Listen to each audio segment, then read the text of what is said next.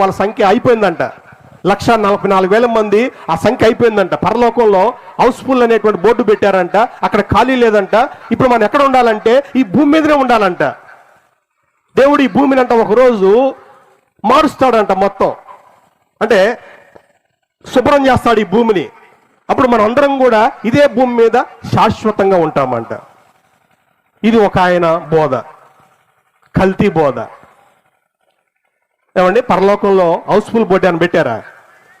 యోహాను సువార్త 14 యేసుప్రభువు అన్న మాట ఏంటంటే, నా తండ్రి ఇంట అనేక నివాసాలు ఉన్నాయి, లేని ఎడల మీతో చెప్పుదును.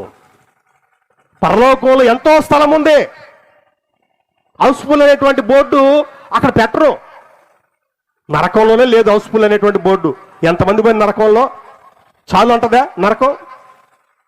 ఇక ఖాళీ లేదంటదా నరకం? నరకంలో హౌస్ఫుల్ బోర్డు లేదు. నరకంలో లేనప్పుడు పరలోకంలో హౌస్ఫుల్ బోర్డు ఉంటుందా?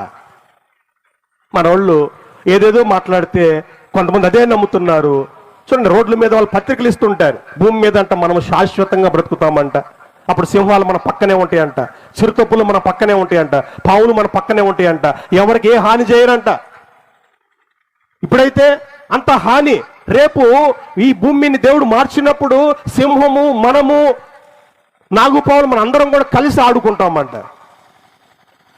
అంటే వాళ్ళ ఉద్దేశం ఏంటంటే పరలోకంలో ఖాళీ లేదు. అందుకే దేవుడు ఏం చేశాడంటే కొంతమందిని ఇక్కడే భూమి మీదనే ఉంచేటువంటి ఏర్పాటు చేశాడని వాళ్ళ యొక్క బోధ.